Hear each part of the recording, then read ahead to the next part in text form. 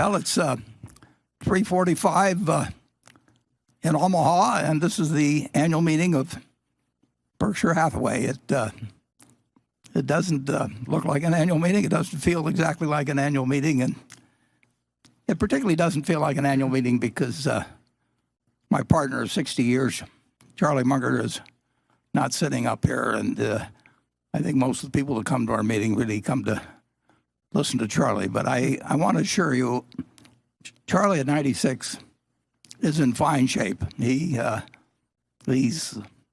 mind is as good as ever. His voice is as strong as ever. But it just didn't seem like a good idea to have him make the trip to Omaha for this meeting. Charlie is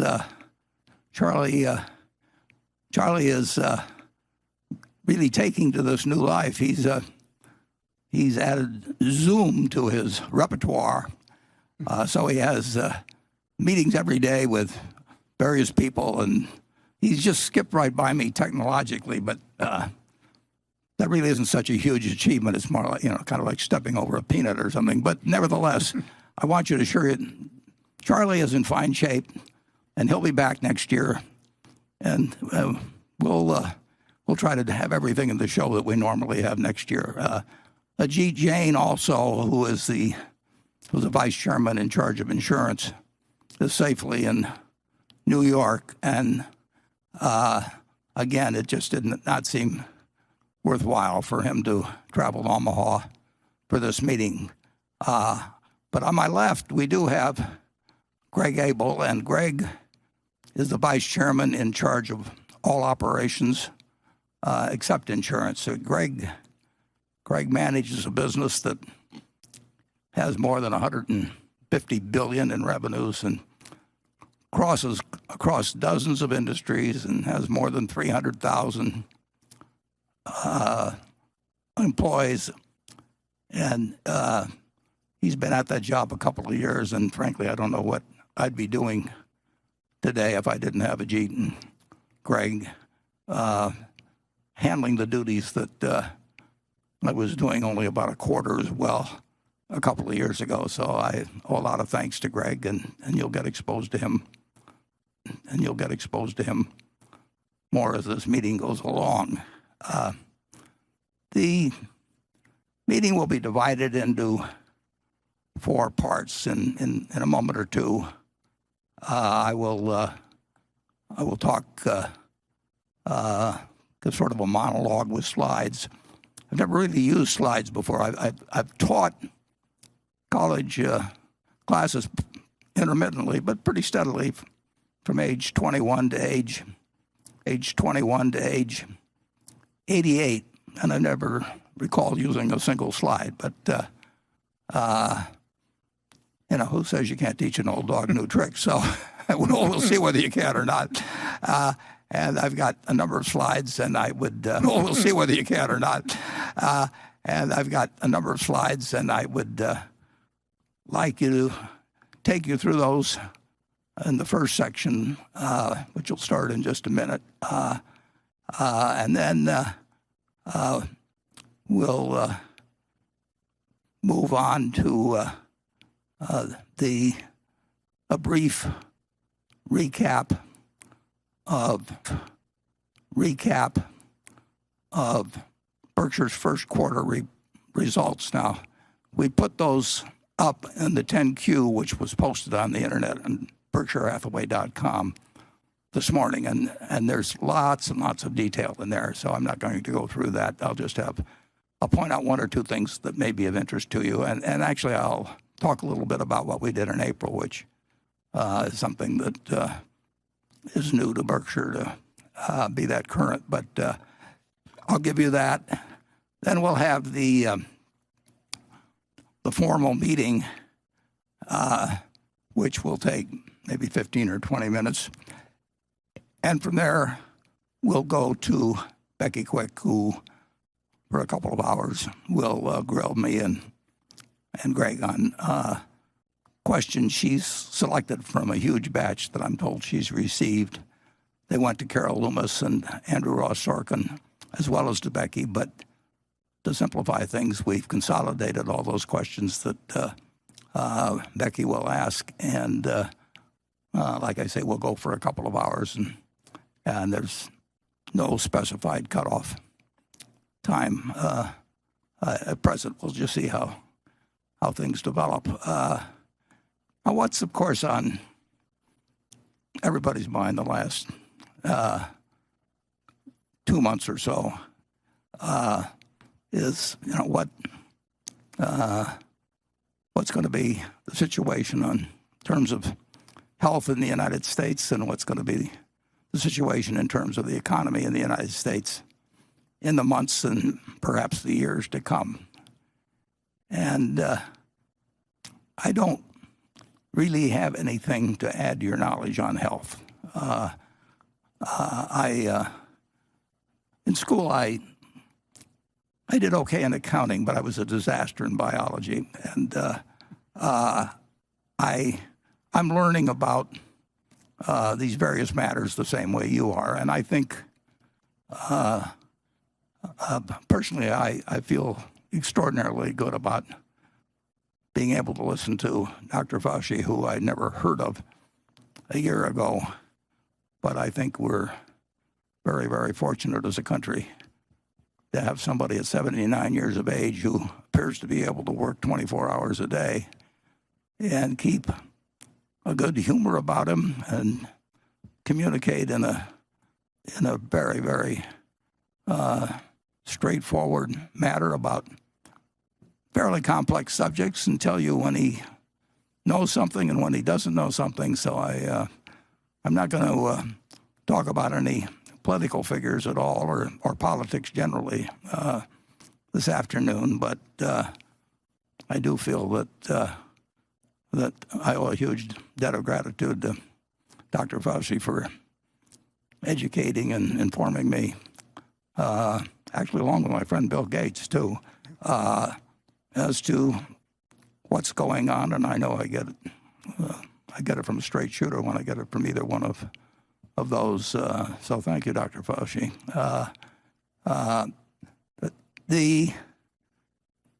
When this hit us, and as I sit here in this auditorium with 17 or 18,000 empty seats, the last time I was here, it was absolutely packed.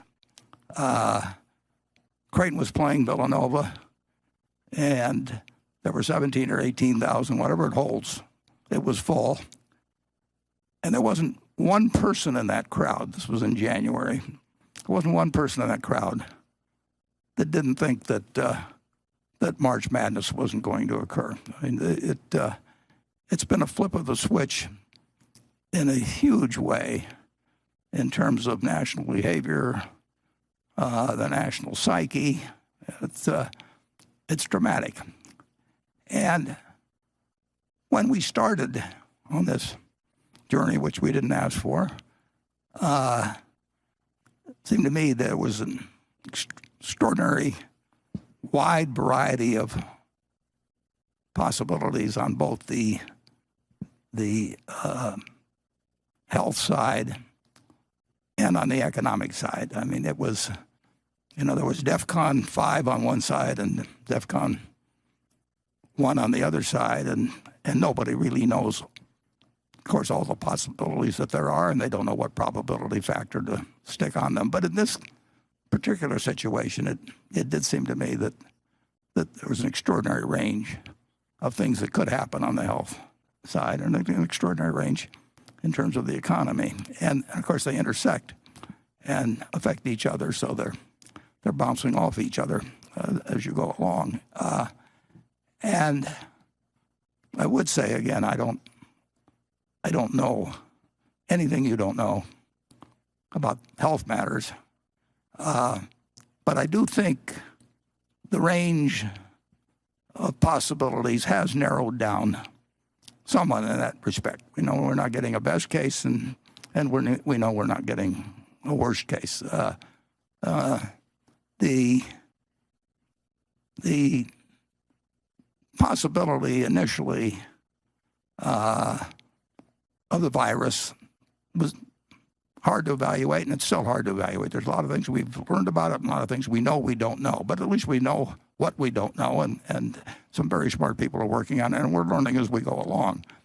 But the virus obviously has been very transmissible, but on the good side, and it's not that good, but it is not as lethal as it might have been. We had a Spanish flu in 1918, and my dad and 4 siblings and his parents went through it, and they have a terrific story in the March 15th edition of the Omaha World Herald that you can go to omaha.com and look up. It's also on the first page, I believe, of Google if you put in Spanish flu Omaha. And during that particular time, in maybe 4 months or so, Omaha had 974, I believe, deaths. And that was 0.5% of the population.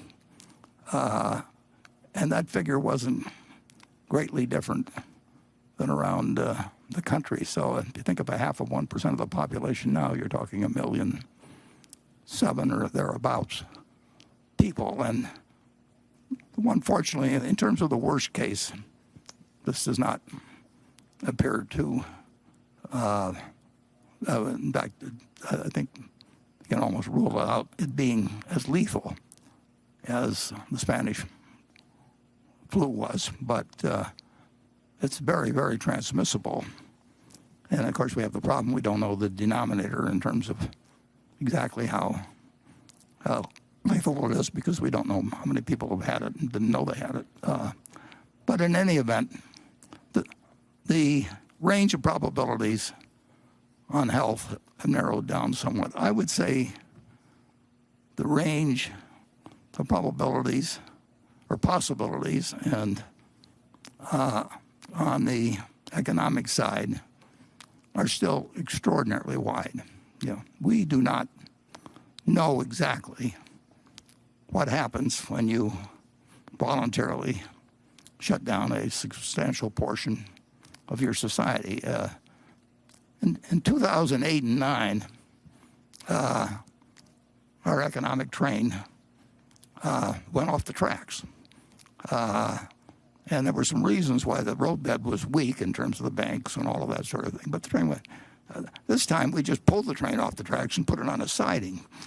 And I don't really know of any parallel in terms of a very, very, well, the most important country in the world, most productive, huge population, in effect, sidelining its economy and its workforce, and obviously and unavoidably creating a huge amount of anxiety and changing people's psyche and causing them to somewhat lose their bearings in many cases, understandably. This is quite an experiment, and we may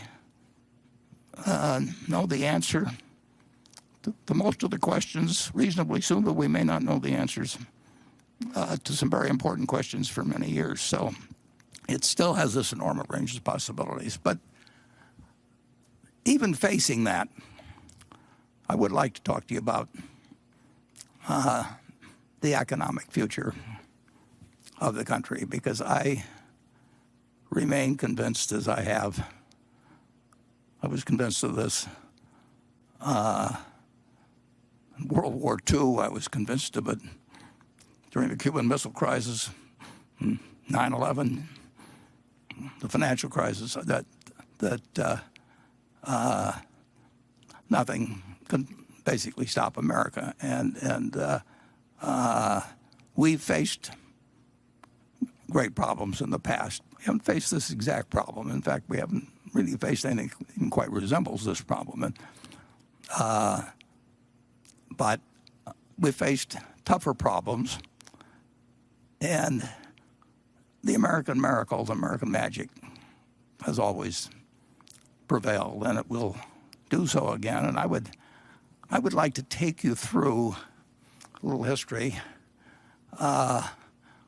to essentially make my case that if you were to pick one time to be born and one place to be born, and you didn't know what your sex was going to be, you didn't know what your intelligence would be, you didn't know what your special talents or special deficiencies would be, that if you could do that one time, you would not pick 1720, you would not pick 1820, you would not pick 1920.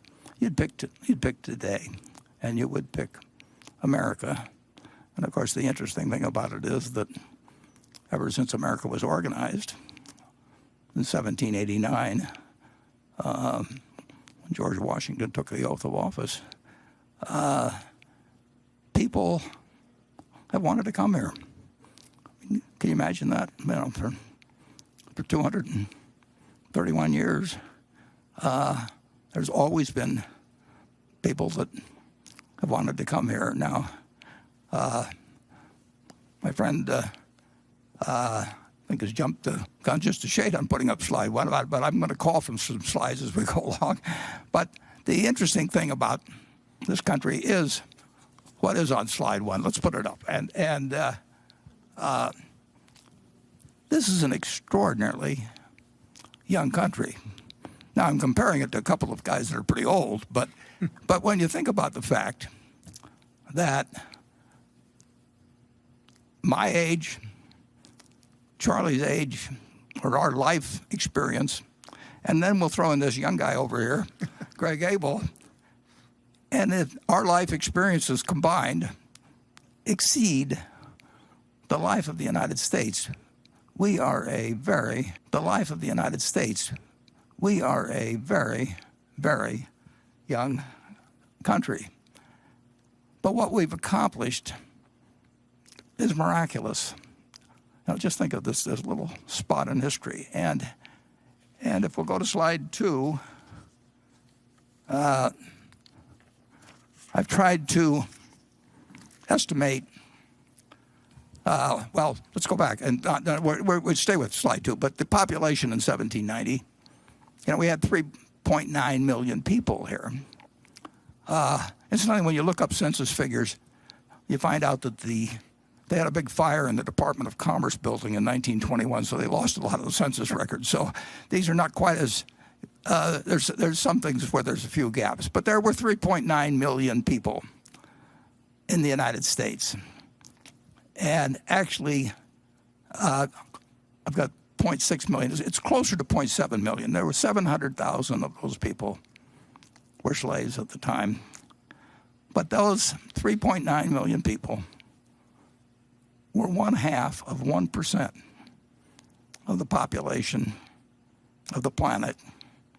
And if you'd asked any of those 3.9 million people, any of them, to imagine what life would be like 231 years later, even the most optimistic person, and they could have been drinking heavily and even had a little pot of, and they still been drinking heavily and even had a little pot of, and they still could not in their wildest dreams have thought that in 3 lifetimes, Charlie's, mine, and Greg's, that in that period, you would be looking at a country with 280 million vehicles shuffling around its roads. Airplanes, maybe not today so much, but they'll be back again. And they were flying people at 40,000 feet, coast to coast in 5 hours. That great universities would exist in one state after another, great hospital systems, and entertainment would be delivered to people in a way nobody could have dreamt of in 1790.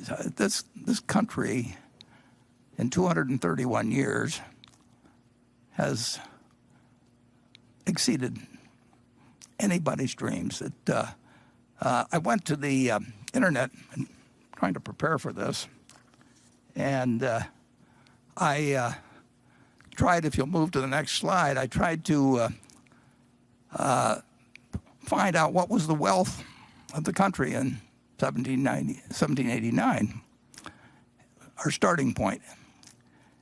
And I punched in United States wealth. I tried 1789, I tried 1790. I thought it might be a little easier in terms of a round year.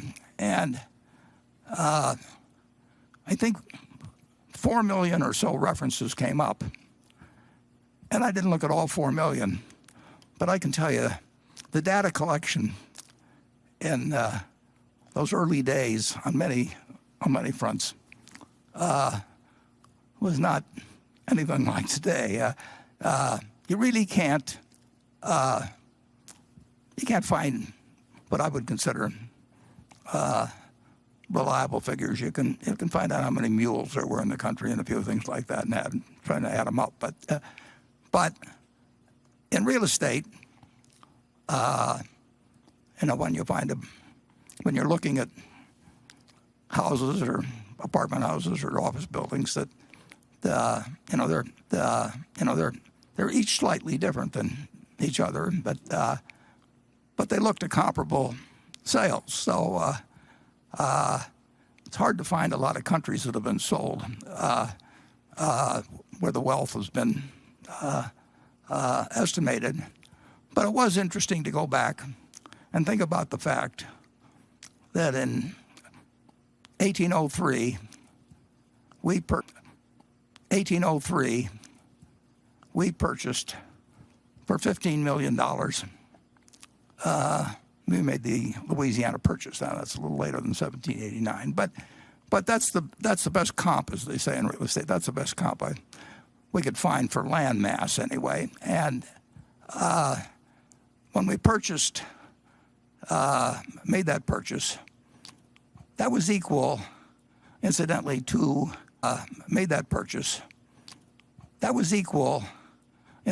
to about a quarter, about 800,000 plus square miles.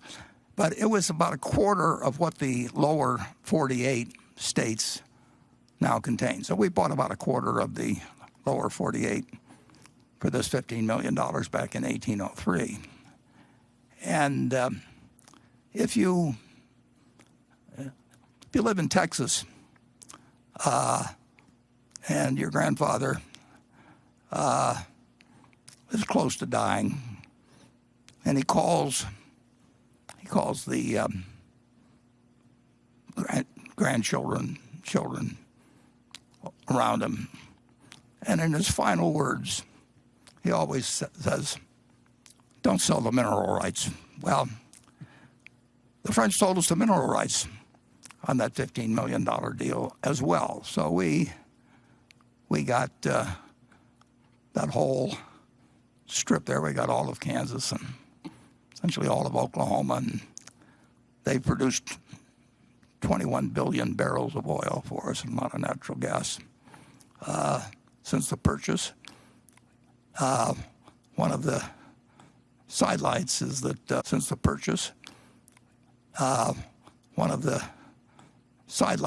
that we paid our $15 million for the Louisiana Purchase. We paid $3 million of it, 20% of it. We paid with 200,000 ounces of gold valued at $15 an ounce, and that $3 million that the French took. And we got South Dakota as part of the Louisiana Purchase, and the Home State mine up there, before it closed, produced well over 40 million ounces of gold, and 40 million ounces of gold, and comes to about $60 billion worth. Like I say, 200,000 ounces took care of 20% of our purchase price. So the Louisiana Purchase was a bargain, but it's what the going price was for 800,000 square miles. I guess it was a bargain, but it's what the going price was for 800,000 square miles, I guess, at the time. and 3 cents an acre. And so I decided, by playing around with various numbers such as that it, as a reasonable estimate of the worth of the country, in 1789, $1 billion was not a crazy figure. Now, if I'd been an academician or something, I would have put $1,107,400,000 or something like that. Or I would have made it look respectable. But it's a wild guess. But it's not a crazy figure. So what has happened? Let's move on to the next slide. To the wealth of the country since then. And here we have some figures that come out pretty regularly. Well, they do come out regularly, where the Federal Reserve estimates the net household worth of people in the United States, all the households in the United States. And you can look these up, and you'll see that there's 30 trillion of stocks, and I think maybe single-family homes. There's 82 million or so owner-occupied single families. There's 82 million or so owner-occupied single families, and maybe 45 million rental apartments and so on. So you start adding all these up, and the Federal Reserve tells us, and I invite you to look at the data, it's kind of interesting, that we now, in the United States, 231 years later, we have 100 trillion. We have more than 100 trillion of household wealth, even though the stock market's gone down somewhat. Since the last quarterly, we've gone down somewhat since the last quarterly report. So you say, well, we've had a lot of inflation and everything. We actually, in the United States, for the first half of our existence, roughly, we didn't really have that much inflation. We had inflationary periods and deflationary periods, but the general price level did not change that dramatically. But I will assume again for this calculation that there's been 20-for-1 inflation. It's way less than that in many commodities, but it's very hard to measure and talk about equivalent benefits from different kinds of products and so on, and costs. But I think it's reasonable to say that the United States, in real terms, has increased in wealth. It's something in the area of 5,000 for one, which is really, it's mind-blowing. 5,000 for one in real terms in a country that had 0.5% had a bunch of raw land. But a vision that to accomplish that in 231 years, there's just no denying that's beyond what anybody could have dreamt earlier. But it was not done, and this is important, because we've now hit a bump in the road. It was not done without some very, very serious bumps in the road. It was not 231 years of steady progress. As a matter of fact, we had been in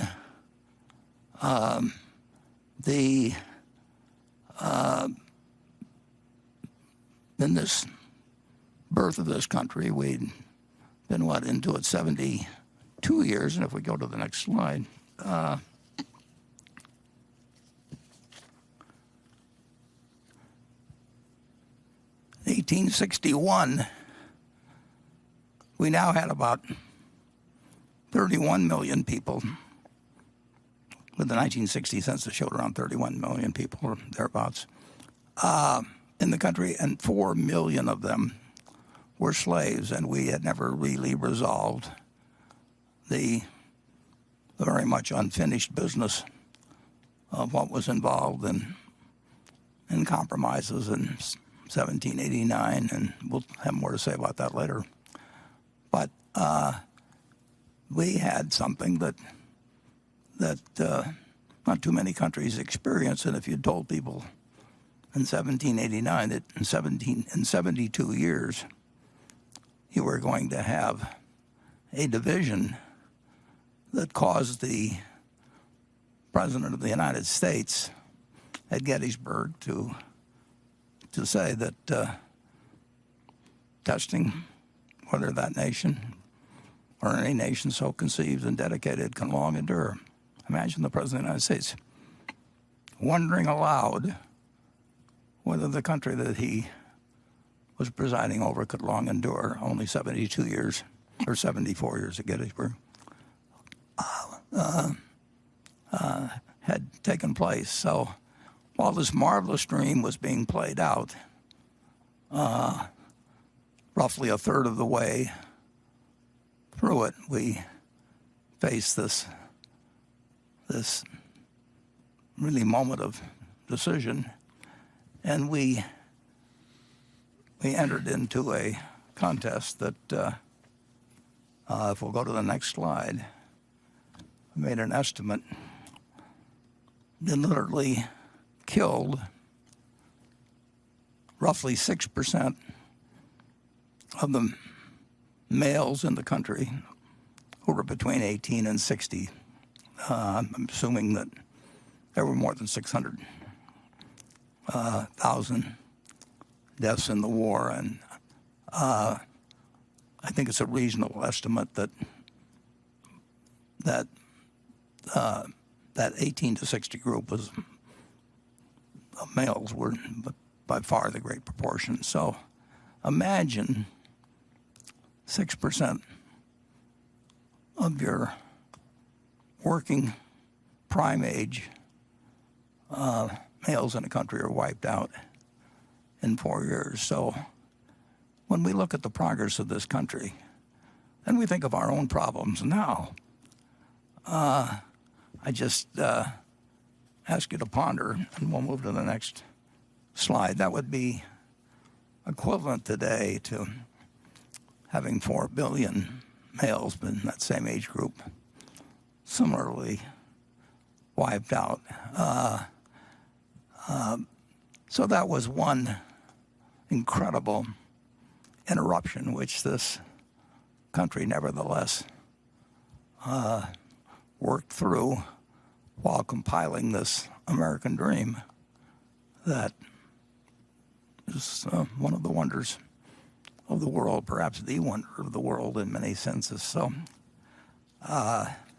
let's move on to another crisis of a different sort that hit the country. And this, of course, is the 1929 crash, which led to the Great Depression. And here, the Dow Jones average, which we'll use through this, at that time, that's the one everybody paid attention to. Actually, the second most important average at that time, if you look at the papers, was the New York Times average, which has disappeared. And, of course, the Standard & Poor's has probably regarded as a superior yardstick. But the Dow Jones is a perfectly adequate yardstick. And on September 3rd, 1929, the Dow Jones average closed at 381.17, and people were very happy, and buying stocks on margin had worked wonderfully. And the Roaring '20s had a good feeling to it with the auto coming of age and the day of air travel coming along and all kinds of new appliances and the telephone getting wider use, believe it or not, that hadn't really caught on that much prior thereto. But the movies were coming on. It was a happy place. And then, of course, if we'll move to the next slide, we'll look at what happened in the couple of months after September 3rd. And the Dow Jones average almost got cut in half. And that was pretty impressive until we had this recent situation where in a shorter period of time, we lost about a third. But the crash And there's a great book about it called The Great Crash by John Kenneth Galbraith. Let me interject one little plug here. There's a small business in Omaha, and I hate what